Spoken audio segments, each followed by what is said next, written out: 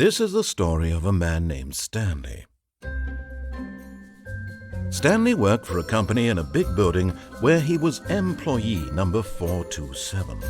Employee number 427's job was simple. He sat at his desk in room 427 and he pushed buttons on a keyboard. Orders came to him through a monitor on his desk, telling him what buttons to push, how long to push them, and in what order. This is what employee 427 did every day of every month of every year.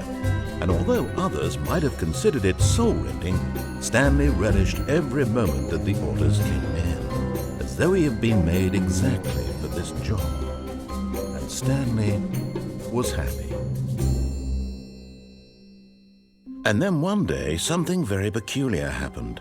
Something that would forever change Stanley. Something he would never quite forget. He had been at his desk for nearly an hour when he realized that not one single order had arrived on the monitor for him to follow. No one had showed up to give him instructions, call a meeting, or even say hi. Never in all his years at the company had this happened, this complete isolation. Something was very clearly wrong. Shocked, frozen solid, Stanley found himself unable to move for the longest time. But as he came to his wits and regained his senses, he got up from his desk and stepped out of his office.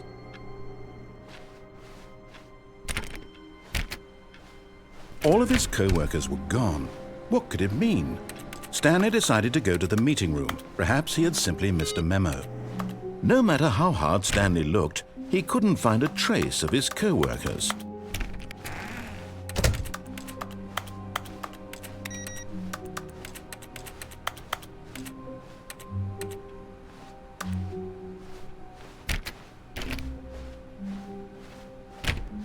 Stanley clicked on literally every single door in the office because he doesn't pick up well on cues from his environment.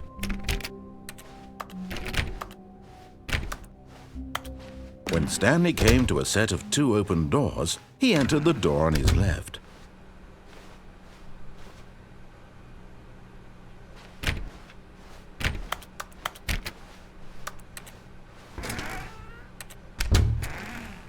Yet there was not a single person here either.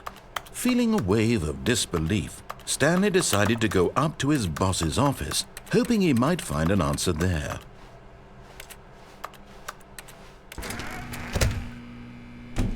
Stanley stepped into the broom closet, but there was nothing here, so he turned around and got back on track. Coming to a staircase, Stanley walked upstairs to his boss's office.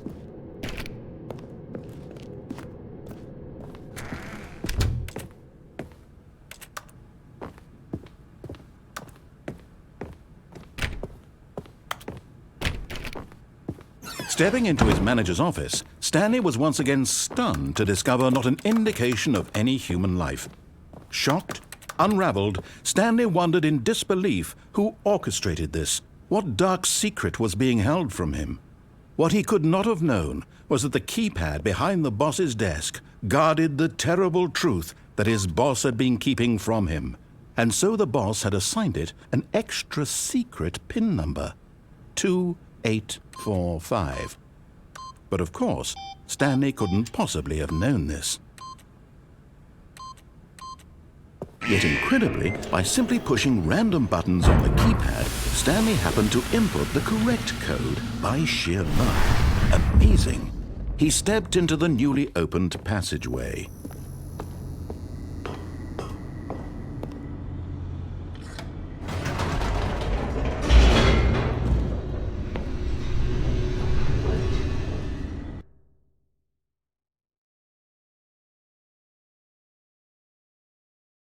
Descending deeper into the building, Stanley realized he felt a bit peculiar. It was a stirring of emotion in his chest, as though he felt more free to think for himself, to question the nature of his job. Why did he feel this now, when for years it had never occurred to him? This question would not go unanswered for long. Stanley walked straight ahead through the large door that read Mind Control Facility.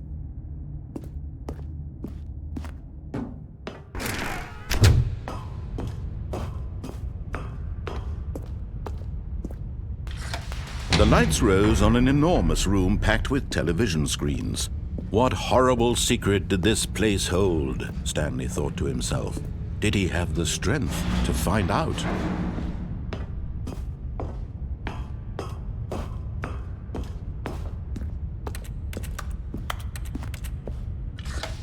Now the monitors jumped to life, their true nature revealed. Each bore the number of an employee in the building, Stanley's co-workers. The lives of so many individuals reduced to images on a screen, and Stanley, one of them, eternally monitored in this place where freedom meant nothing.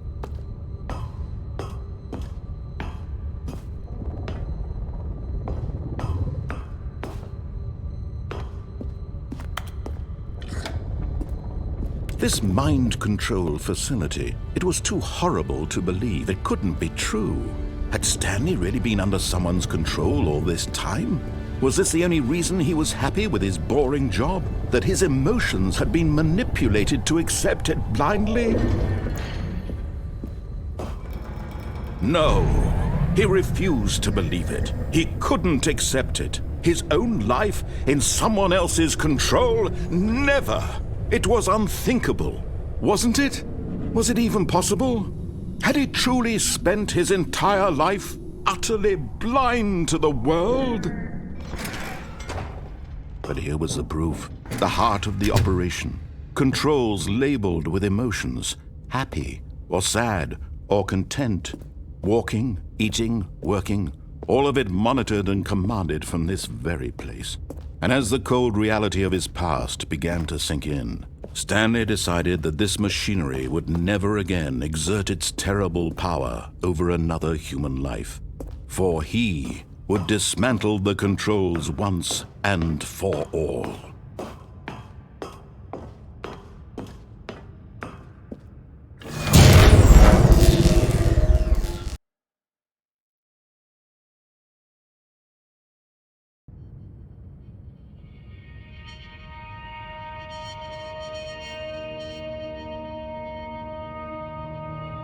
Blackness, and a rising chill of uncertainty. Was it over? Yes! He had won! He had defeated the machine, unshackled himself from someone else's command. Freedom was mere moments away. And yet, even as the immense door slowly opened, Stanley reflected on how many puzzles still lay unsolved. Where had his co-workers gone? How had he been freed from the machine's grasp? What other mysteries did this strange building hold? But as sunlight streamed into the chamber, he realized none of this mattered to him, for it was not knowledge or even power that he had been seeking, but happiness. Perhaps his goal had not been to understand, but to let go. No longer would anyone tell him where to go, what to do, or how to feel. Whatever life he lives, it will be his. And that was all he needed to know. It was perhaps the only thing worth knowing. Stanley stepped through the open door.